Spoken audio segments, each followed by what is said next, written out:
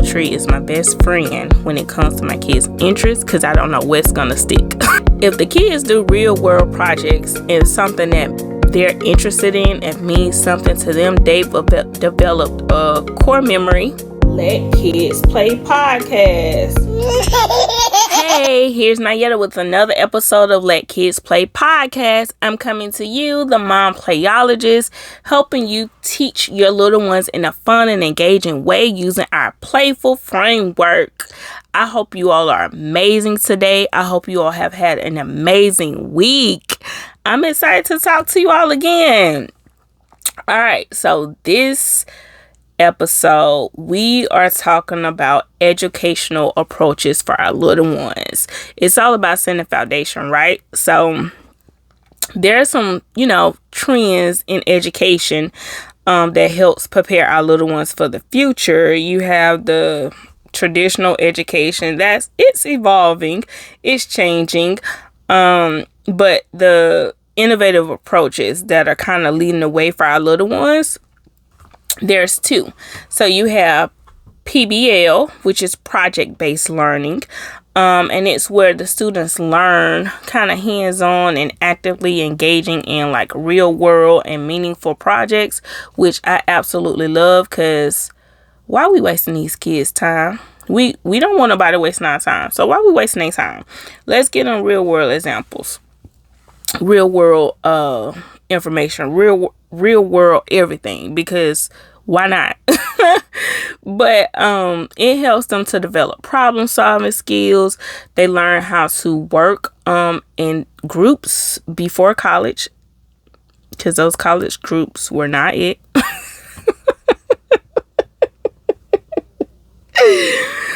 Oh, but those college groups were not it, y'all. Do y'all remember? Even if you did like go to college in high school, do y'all remember having teammates or group members that wouldn't like show up, or they show up and just be so lost on what's like how to even communicate? Like, it's funny now, but it wasn't funny then. And then you have to get you have to get up and present like you only present your part of the project, even though it's 4 or 5 pieces, because you don't want to get an F. And then I used to hate the teacher that would say, if all of y'all don't get up, it's still an F. Girl, I can't go to their house and make them do this. I can't call their mama. You supposed to call their mama when they don't do this. And in college, who gonna call their mama? Girl, what you want me to go bang on the dorm room door? Hey, we need to do this project together. We're both gonna get an F. Girl, they don't care how I'm gonna make them care. Okay, enough about my tangent. I just flashbacks. But PBL is good because it teaches them to work on like long-term projects related to things that they're interested in. It helps them research topics that they're interested in and things that they're passionate about. So that's why I love like the real world and meaningful projects. If the kids do real world projects and something that they're interested in and means something to them, they've developed a core memory. Inside out too. They've developed a core memory and a core skill that they can use forever. So I remember being in 6th and 7th grade, and this is their way, the school way of introducing a new innovative thing to us. It was typing. That was probably the worst class ever because nobody wanted to type. Nobody really wanted to learn how to use the computer. We had Mavis Beacon, which was, look, y'all know Mavis Beacon. That was the game. So, we had Mavis Beacon, and I was just curious, with the typing and the keyboard. I love how it sounds. So that was something that really interested me. Not a lot of my peers, probably I was the 5% that was interested in that class. But that class in 7th grade taught me how to type, and taught me how to type well.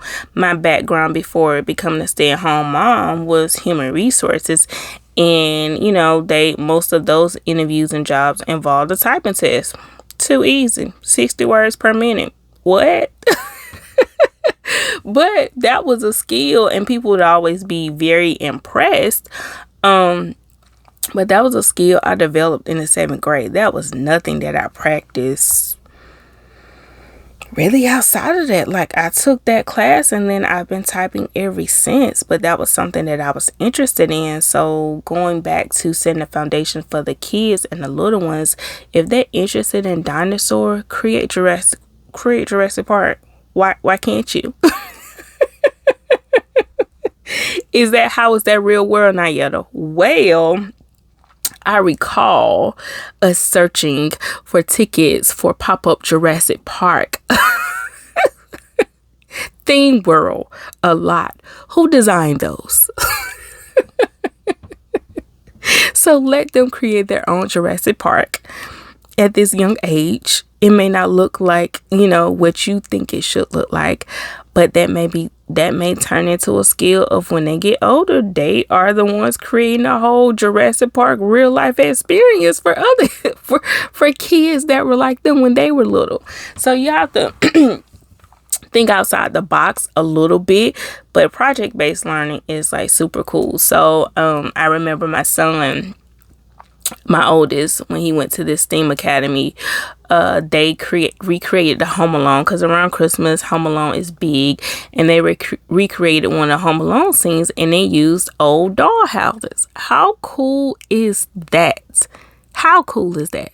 And it just so happens that he's a Christmas baby, born on Christmas, the best Christmas gift I've received ever.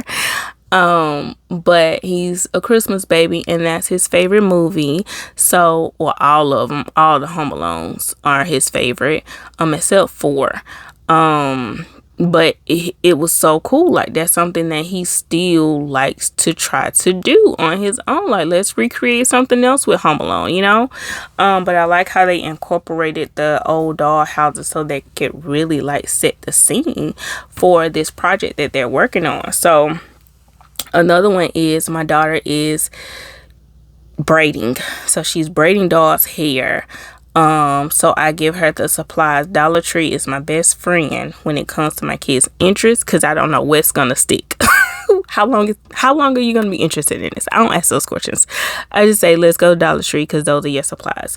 So getting the conditioner, the shampoo, the rubber bands and things like that. But now she's interested in crocheting here into the doll's hair, and that's a skill that she's interested in. So we have a whole project around that. So she has hair clips when she's sectioning their hair off, that has letters on them. So our spelling words and sight words are on the hair clips for when she's doing hair.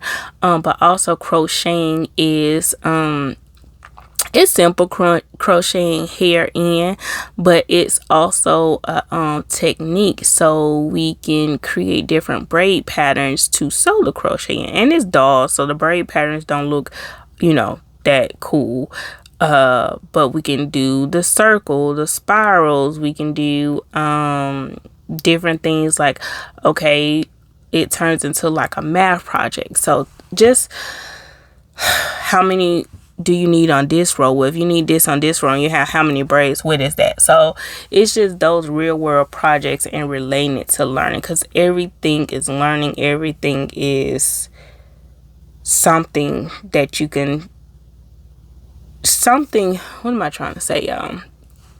The world is our classroom. Everything is learning, because there's always something that you're doing to develop a skill that you need to work on and improve, because there's always room for improvement. And playing is learning. It sounds like, okay, you let her play in the doll hair and this, that, and the other. That's learning. She is learning. She is learning something that the school can't teach her. So that's one of them. And then the STEM/STEAM education, because some people still operate in the STEM, which is the science, technology, engineering, mathematics, while STEAM adds in art, which I prefer STEAM over STEM, just because arts is a part of our kids' future. You want to encourage them to do those hands-on things like artwork, like robotics, like simple experiments, going to the science museums and stuff like that. Like you want to introduce this stuff to your kids, and you want to introduce it to them early so that they can develop a love for learning. Like, this is how you foster a love for learning with your little ones.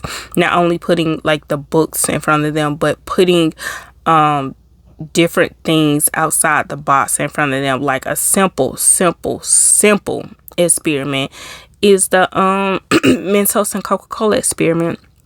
Another one, make your own lava lamps, get some oil, a little bit of food coloring, water, and an Alka-Seltzer. So listen, oblique, get you some cornstarch, water, and food coloring. Like, let these kids explore. Excuse me. You don't want them paint around the house. Get some water. Get some water and let them paint with water, because everything is art. Art is in the eye of the beholder. Okay. But what I'm saying is, really truly embrace that the world is changing, and that you need to make sure your little one is prepared, and you need to know what's going on in these streets.